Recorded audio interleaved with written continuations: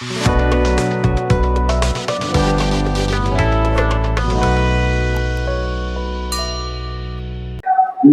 Field के द्वारा जो चार्ज पर फोर्स लगता है वो डिपेंड करता है Q पर, V पर, B पर और साइन थीटा पर। मैग्नेटिक फील्ड लाइन और वेलोसिटी के बीच के एंगल के साइन पर, साइन थीटा पर डिपेंड करता है। और किस डायरेक्शन में फोर्स लगेगा ये निकलता है फ्लेमिंग लेफ्ट हैंड रूल से। अगर मैग्नेटिक फील्ड का डायरेक्शन इंडेक्स फिंगर की ओर है, हम अपने से पता करना है कि चार्ज केने मूव करेगा, तो इंडेक्स फिंगर को रख दो मैग्नेटिक फील्ड के डायरेक्शन में, मिडिल फिंगर को रख दो जेने चार्ज मूव कर रहा है उस डायरेक्शन में, तो थंब जिधर आएगा उस डायरेक्शन में मैग्नेटिक फील्ड के द्वारा चार्ज पार्टिकल्स पर फोर्स लगेगा। सिंपल से बात है। एक और बात, अगर निगेटिव चार्ज है, बहुत ध्यान से सुनना सब, अगर निगेटिव चार्ज है तो उसके पहले एगो माइनस लग जाएगा और माइनस में डायरेक्शन उलट जाएगा, मतलब सब काम सही चलेगा। आराम से मैग्नेटिक फील्ड के डायरेक्शन में इंडेक्स फिंगर कर देना है, चार्ज के मूवमेंट के डायरेक्शन में मिडिल फिंगर कर देना है, तो मैग्नेटिक फोर्स जो लगेगा कौन सा डायरेक्शन में लगेगा, थंब के डायरेक्शन में। और चूंकि निगेटिव चार्ज है, समझ जाना कि थंब आ रहा है ऊपर, माने निगेटिव चार्ज पर फोर्स लगेगा नीचे, उल्टा कर देना। अगर पॉजिटिव चार्ज रहेगा तो थंब के डायरेक्शन में, लेकिन निगेटिव चार्ज रहेगा तो क्या हो जाएगा, उल्टा। अगर कुछ ऐसे हो रहा है, माने मैग्नेटिक फील्ड है एन, एन से निकल के तुम लोग की तरफ जा रहा है मैग्नेटिक फील्ड, चार्ज मूव कर रहा है नीचे की तरफ, तो फोर्स निगेटिव चार्ज पे फोर्स किधर लगेगा, थंब आ रहा है इधर, पॉजिटिव चार्ज रहता तो इधर भागता, लेकिन निगेटिव चार्ज किधर भागेगा, इधर, तो थंब के अपोजिट डायरेक्शन में फोर्स लगेगा। ये बात दिमाग में डाल लेना सब। तो अब हम लोग को पढ़ना है force by magnetic field on A current carrying conductor. कल लिखे थे लोग force by magnetic field on A charge particles, एगो चार्ज पार्टिकल्स पे जो मैग्नेटिक फील्ड के द्वारा फोर्स लग रहा है उसके बारे में। अब एगो चार्ज पार्टिकल्स के मूवमेंट के अकॉर्डिंग नहीं, अब कोई करंट कैरिंग कंडक्टर पर मैग्नेटिक फील्ड के द्वारा जो फोर्स लग रहा है हम लोग को उसके अकॉर्डिंग फोर्स निकालना है। ध्यान से बात समझना। देखो बात कुछ नहीं है, देखो एगो चार्ज पार्टिकल्स के मूवमेंट में और करंट कैरिंग कंडक्टर में अंतर क्या है, बस अंतर ये है कि एगो चार्ज पार्टिकल्स मूव कर रहा है और हम बोल रहे हैं कि इस कंडक्टर में करंट फ्लो कर रहा है इधर से इधर की तरफ। इसका मतलब क्या हुआ, करंट क्या है, फ्लो ऑफ चार्ज है ना, है मतलब वहां पे जो हम लोग कल पढ़े थे लोग, वहां पे एगो चार्ज मूव कर रहा है और यहाँ पे बहुत सारा चार्ज मूव कर। अगर हम बोले करंट का डायरेक्शन इधर से इधर है, मतलब क्या हुआ, बहुत सारा चार्ज इधर से इधर क्या हो रहा है कि मूव कर रहा है। तो बात बदल थोड़े गया, चीज हुआ तो हुआ। बस अगर हम लोग चार्ज के मूवमेंट का डायरेक्शन एन से एन ले रहे थे, अब हम लोग चार्ज के भी के जगह पर क्या लेंगे, करंट। क्योंकि मूवमेंट ऑफ चार्ज के चलते क्या हो जाएगा, करंट, तो हम लोग करंट लेंगे लोग। ध्यान से बस समझो, अगर छोटा कंडक्टर रहता उसमें अमाउंट ऑफ चार्ज कम रहता, कंडक्टर जितना बड़ा रहेगा उसके अंदर में प्रेजेंट अमाउंट ऑफ करंट उतना ही, मतलब अमाउंट ऑफ चार्ज उतना ही ज्यादा रहेगा, तो ज्यादा चार्ज फ्लो करेगा। तो लेंथ ऑफ कंडक्टर के भी डायरेक्टली प्रोपोर्शनल। क्यों, छोटा कंडक्टर अमाउंट ऑफ चार्ज कम, तो मैग्नीट्यूड ऑफ चार्ज भी कम है ना।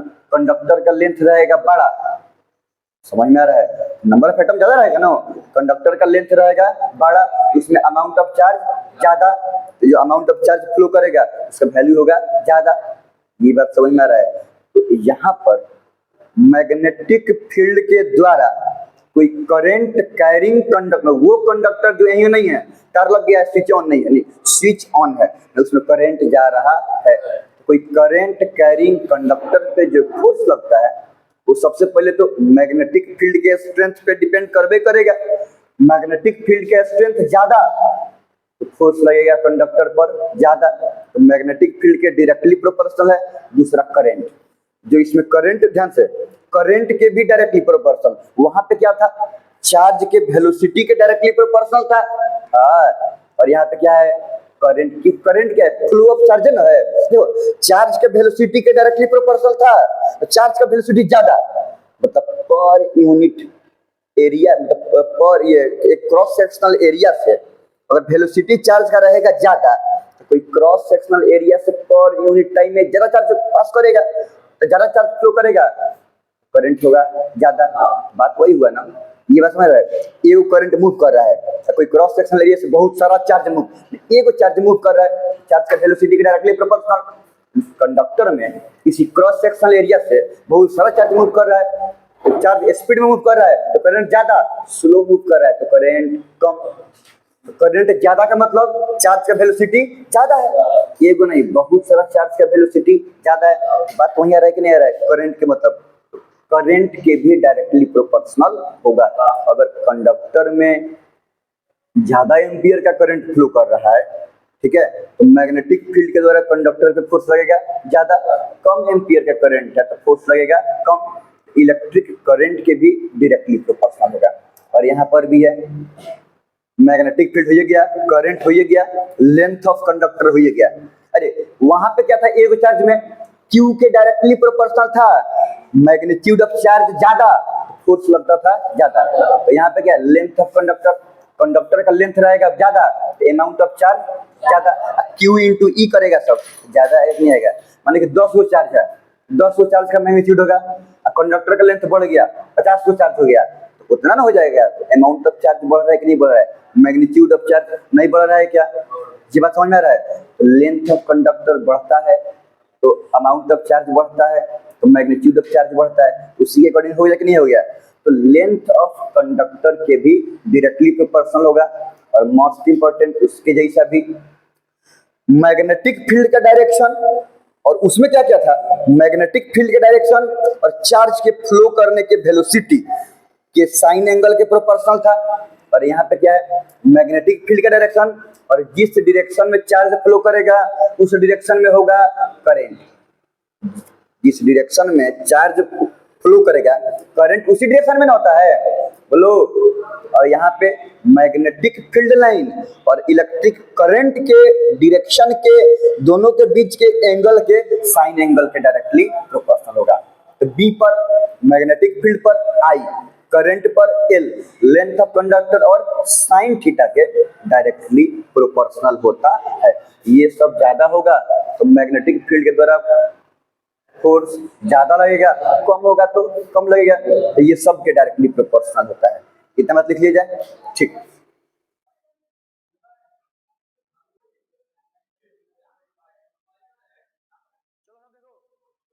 Force by magnetic field on a current carrying conductor, एक कंडक्टर जिसमें करंट जा रहा, स्विच ऑन किया गया, बैटरी उटरी लगा के करंट जा रहा है, और उस कंडक्टर को अगर रख दिया गया है कोई मैग्नेटिक फील्ड के रीजन में, तो मैग्नेटिक फील्ड के द्वारा उस करंट कैरिंग कंडक्टर पर कैसे फोर्स लगेगा इसके बारे में हम लोग देखेंगे। तो force on a current carrying conductor by magnetic field is directly proportional to strength of magnetic field.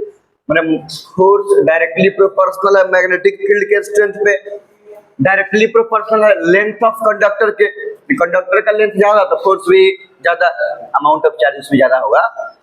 Amount of electric current, electric current के भी, क्योंकि करंट का वैल्यू ज्यादा होगा तो वेलोसिटी चार्ज का ज्यादा होगा। सब चीज वही है कि नहीं है? और साइन एंगल पर भी डायरेक्टली प्रोपोर्शनल है। हम देखे थे लोग कल कैसे साइन एंगल के अकॉर्डिंग बिहेव कर रहा था, ठीक है। When between direction of magnetic field line and direction of electric current, ठीक है। वहां पे किसके बीच के डायरेक्शन में था? मैग्नेटिक फील्ड की लाइन और वेलोसिटी ऑफ चार्ज। चार्ज का वेलोसिटी ही ना इलेक्ट्रिक करंट बना रहा है, यहाँ पे इन दोनों के बीच क्या है, तो सब कुछ बात क्या है कि सेम है। अब इन तीनों को मिला दिया जाए, चारों को मिला दिया जाए तो फोर्स प्रोपोर्शनल हो जाएगा, डायरेक्टली प्रोपोर्शनल हो जाएगा। मैग्नेटिक फील्ड, करंट, लेंथ और साइन थीटा के डायरेक्टली प्रोपोर्शनल हो जाएगा। अब ये प्रोपोर्शनलिटी हटाते हो, प्रोपोर्शनलिटी कांस्टेंट आ गया, इसमें कोई एग्जैक्ट कोई वैल्यू होता नहीं, मतलब एसआई यूनिट में इसका वैल्यू 1 रख लिया जाए क्योंकि इसमें कोई फर्क नहीं पड़ता है रेशियो में। F = BIL sin थीटा, एक फॉर्मूला याद कर लो। हालांकि इस पे कोई न्यूमेरिकल्स वगैरह नहीं आते हैं, लेकिन प्रोपोर्शनलिटी समझने के लिए हम लोग के लिए ये काफी है। अच्छा, अगर आ ही गया कि कोई चार्ज पर मैग्नेटिक फील्ड के द्वारा जो फोर्स लगता है वो किस किस चीज पर डिपेंड करता है, अगर याद है कि F = QVB sin theta, Q पर, V पर, B पर, मैंने मैग्नेटिक फील्ड पर और sin थीटा पर, ये चार को चीज पर डिपेंड करता है। अगर आ गया कि एक कोई करंट कैरिंग कंडक्टर पर जो मैग्नेटिक फील्ड के द्वारा फोर्स लगता है तो किस किस चीज पर डिपेंड करता है, तो मैग्नेटिक फील्ड पर, करंट पर, लेंथ पर, और करंट और मैग्नेटिक फील्ड के बीच के साइन एंगल पर। समझ में आ रहा है ना, ये चारों चीज पर क्या करता है कि डिपेंड करता है। अब अगर हम आगे आगे है, if conductor is placed in a magnetic field such that direction of current in it माने in conductor is in same or opposite to that of direction of magnetic field line, then no force will be exerted on it by magnetic field, means force क्या होगा, zero. ध्यान से बात समझो, कल हम लोग क्या बात किए थे लोग, चार्ज अगर मैग्नेटिक फील्ड के डायरेक्शन में जा रहा है तो थीटा जीरो होगा, साइन जीरो का वैल्यू जीरो, फोर्स क्या हो जाएगा, जीरो। अगर अपोजिट मैग्नेटिक फील्ड एन है और चार्ज जा रहा है एन है, दोनों के बीच का एंगल 180 डिग्री, साइन 180 का वैल्यू जीरो, तो फोर्स क्या लगेगा, यहाँ पर भी वही ना है, ये जो साइन थीटा है तो किसके किसके बीच का एंगल है, डायरेक्शन ऑफ मैग्नेटिक फील्ड और डायरेक्शन ऑफ करंट। अब बात समझो, अब कह रहा है कि सेम या अपोजिट, जेने मैग्नेटिक फील्ड है, हम कंडक्टर को कुछ ऐसे रखे हैं कि उसमें करंट का डायरेक्शन भी मैग्नेटिक फील्ड के डायरेक्शन में है, तो दोनों के बीच का एंगल यहाँ पर भी क्या आ रहा है, 0 डिग्री, और साइन जीरो का वैल्यू जीरो, तो BIL यहाँ पे जीरो पुट कर देंगे तो पूरा जीरो हो जाएगा, नहीं हो जाएगा। अच्छा, और अगर कंडक्टर ऐसा रखे हैं कि मैग्नेटिक फील्ड के अपोजिट डायरेक्शन में उसमें करंट जा रहा है, तो यहाँ पर एंगल कितना बन गया, थीटा 180, साइन थीटा का वैल्यू जीरो, यहाँ पे जीरो पुट करेंगे। अब इसलिए केस बना के नहीं बनाया, कल केस बना के बता दिए थे, इसलिए डिफरेंट केस नहीं बनाया। और अगर परपेंडिकुलर होगा, मान लो कि मैग्नेटिक फील्ड इधर जा रहा है, यहाँ से निकल के तुम लोग की तरफ जा रहा है, अब कंडक्टर मन में करंट या तो इधर जा रहा है या इधर जा रहा है, इसके ये परपेंडिकुलर हुआ कि नहीं हुआ, 90 डिग्री पर साइन 90 का वैल्यू होता है 1, मैक्सिमम वैल्यू कितना होगा साइन 90 का 1, तब यहाँ पे 1 पुट करेंगे, BIL इंटू 1, फोर्स कितना जाएगा, BIL आएगा कि नहीं आएगा, और ये मैक्सिमम फोर्स होता है। वैसे ही QVB मैक्सिमम फोर्स होता है कोई चार्ज पे, क्या समझ में आ रहा है ना। हमेशा हर कंडीशन पर मैग्नेटिक फील्ड के द्वारा चार्ज पार्टिकल पे फोर्स QVB नहीं होता है, QVB साइन थीटा होता है। QVB होगा कब, जब परपेंडिकुलर होगा तब, माने वेलोसिटी मैग्नेटिक फील्ड लाइन के परपेंडिकुलर होगा तब QVB होगा, और वो फोर्स मैक्सिमम फोर्स होता है। वैसे यहाँ पे हर केस में फोर्स कंडक्टर पे BIL नहीं लगेगा, BIL साइन थीटा, बात समझ आ रहा है, BIL से ज्यादा भी हो सकता है और कम भी हो सकता है, ज्यादा नहीं होगा, मैक्सिमम है, कम ही होगा। BIL होगा कब, जब करंट का डायरेक्शन और मैग्नेटिक फील्ड का डायरेक्शन परपेंडिकुलर होगा तब, ये एने जाए जब मैग्नेटिक फील्ड एने रहे तब वो तो परपेंडिकुलर है, तब फोर्स लगेगा BIL, और ये मैक्सिमम फोर्स होता है। अब अगर हम बात करें डायरेक्शन के बारे में, जो फोर्स का डायरेक्शन किधर था, same Fleming left hand rule, photo नहीं बनाएंगे, खाली थंब इंडेक्स फिंगर लिख देंगे, कल फोटो बनाए थे, समझ रहे हो, ध्यान से समझो, चीज वही है। क्या था कल, अगर हम लोग Fleming's left hand rule discuss किए थे, तो इंडेक्स फिंगर के डायरेक्शन में क्या होना चाहिए, मैग्नेटिक फील्ड, हाँ, और मिडिल फिंगर के डायरेक्शन में चार्ज का वेलोसिटी। अब चार्ज का वेलोसिटी क्या बनाता है, करंट बनाता है, चार्ज कितना वेलोसिटी से घूम रहा है, इसी को लोग इलेक्ट्रिक करंट बोलते हैं, flow of current per unit time, आगे नहीं था।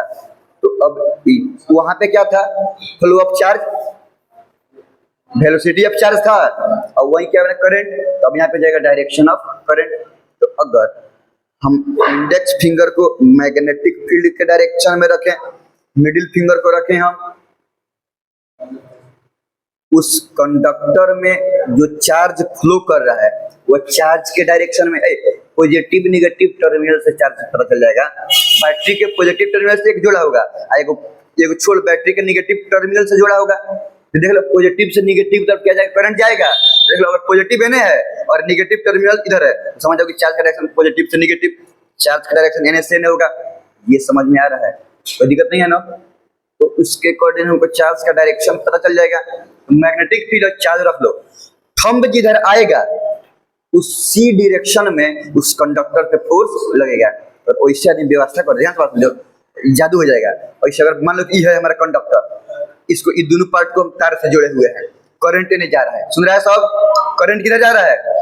अब मान लो कि ये पॉजिटिव टर्मिनल है, हम यहाँ पे ऑब्जेक्टिव रख दिए यहाँ पे, ठीक है। तो यहाँ पे ये पॉजिटिव टर्मिनल है और ये है निगेटिव टर्मिनल, बैटरी से जोड़ दिए, तो करंट ऐसे जा रहा है।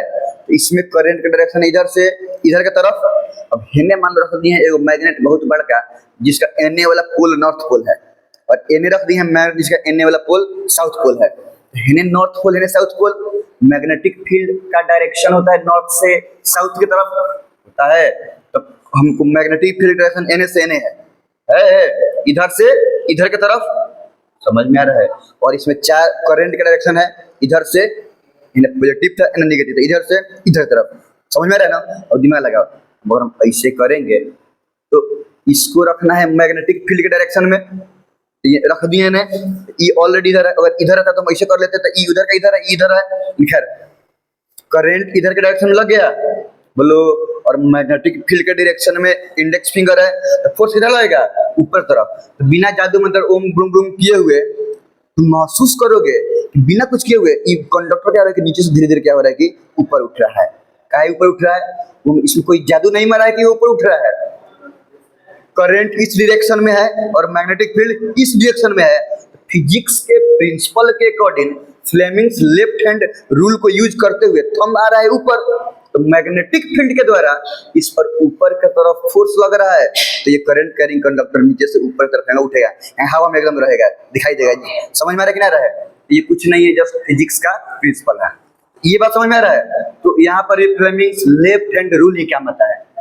अब अगर बात करें इसका यूज हम कहाँ करते हैं, सुन रहा है सब? देखो, एक डिवाइस आता है साइक्लोट्रॉन, जब क्लास तुम सब 11th में जाएगा सब, तो साइक्लोट्रॉन के बारे में पढ़ेगा सब। देखो, साइक्लोट्रॉन को चार्ज एक्सेलरेटर ही बोलते हैं, वो चार्ज को एक्सेलरेट करेगा। अगर कोई चार्ज को कोई डिवाइस एक्सेलरेट करा रहा है, तो एक्सेलरेट करने पर चार्ज का वेलोसिटी बढ़ जाएगा, वेलोसिटी बढ़ेगा तो काइनेटिक एनर्जी भी बढ़ जाएगा, स्पीड में मूव करने लगेगा। इसका बेसिकली यूज करते हैं हम लोग न्यूक्लियस को बम्बार्ड करने के लिए। अगर न्यूक्लियर रिएक्शन कहीं करना पड़ता है, पता है ना, न्यूक्लियर बहुत स्ट्रॉन्ग फोर्स है, इलेक्ट्रॉन को निकालना आसान है, समझ में, लेकिन न्यूट्रॉन प्रोटॉन न्यूक्लियस में बहुत टाइटली पैक्ड है, वहां से न्यूक्लियस से छेड़खानी करना आसान नहीं है। तो न्यूक्लियस को बम्बार्ड करने के लिए हम क्या करते हैं कि साइक्लोट्रॉन का यूज करते हैं न्यूक्लियर रिएक्शन में। ये बात समझ में आया? तो पहले क्या यूज क्या होता है, चार्ज को एक्सेलरेट करने के लिए, क्योंकि फोर्स लगेगा मैग्नेटिक फील्ड के द्वारा, और जब फोर्स लगेगा तो ऑब्जेक्ट में एक्सेलरेशन आएगा और एक्सेलरेट करेगा, वेलोसिटी स्पीड वेलोसिटी बढ़ते जाएगा, जाके स्पीड में न्यूक्लियस को बम्बार्ड कर देगा। तो न्यूक्लियस को बम्बार्ड करने के लिए यूज किया जाता है न्यूक्लियर रिएक्शन में। दूसरा क्या यूज किया जाता होगा, देखो, अर्थ खुद में एगो मैग्नेट है, हमें पता है साउथ पोल नॉर्थ पोल, तो उसका एगो अपना मैग्नेटिक रीजन है, उसको बोलते हैं वान एलन बेल्ट। जो सन रेज आता है, तो सन से जो चार्ज पार्टिकल्स आता है, उस चार्ज पार्टिकल्स को ये वान एलन बेल्ट क्या करता है कि, अभी फोटो बना के बता दे रहे हैं, वान एलन बेल्ट क्या करता है कि उसको चार्ज पार्टिकल्स को अट्रैक्ट करता है, ऑब्जर्व करता है। समझ में आ रहा है ना? तो यहाँ पर भी वही बात हुआ है, समझ में रखना रहे, मैग्नेटिक अर्थ का मैग्नेट है, मैग्नेट का मैग्नेटिक फील्ड है, उसके द्वारा चार्ज को अपने तरफ मूव करा के फोर्स लग रहा है, अपने तरफ खींचा जा रहा है। 1958 में शायद सबसे पहले इसको देखा गया था, सबसे पहले इस चीज को देखा गया था भाई, अर्थ है मैग्नेटिक, अर्थ का अपना मैग्नेटिक रीजन है, सन के द्वारा जो चार्ज पार्टिकल्स है उसके द्वारा, तो वान एलन बेल्ट को जो ऑब्जर्व किया गया था, तो शायद 1958 में सबसे पहले इसको देखा गया था। तो यहाँ पे यूज होता है, एक और कहीं था बहुत इंपॉर्टेंट, अच्छा ठीक है, जैसे याद आएगा वैसे हम बता देंगे, पहले इतना बात हम लोग लिख लीजिए, डायरेक्शन एंड देन उसके बाद एप्लीकेशन, कहाँ कहाँ इस एप्लीकेशन को हम लोग यूज कर सकते हैं, ठीक है।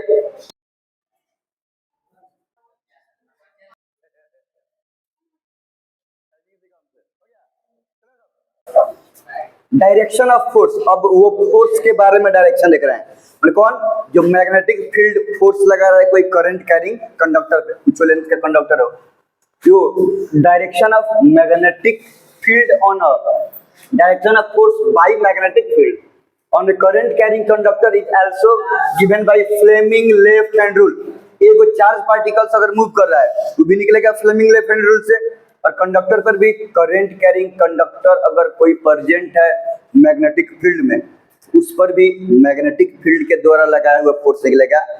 फ्लेमिंग्स लेफ्ट हैंड रूल में स्ट्रेच करो अपना फिंगर को कुछ इस तरीके से, thumb, index finger, middle finger एक दूसरे तीसरे के परपेंडिकुलर हो। तो अगर इंडेक्स फिंगर ओरिएंट कर रहा है मैग्नेटिक फील्ड के डायरेक्शन में, मिडिल फिंगर है करंट के डायरेक्शन में, तो थंब का जिधर डायरेक्शन होगा मैग्नेटिक फील्ड उस कंडक्टर पे उसी डायरेक्शन में फोर्स लगाएगा।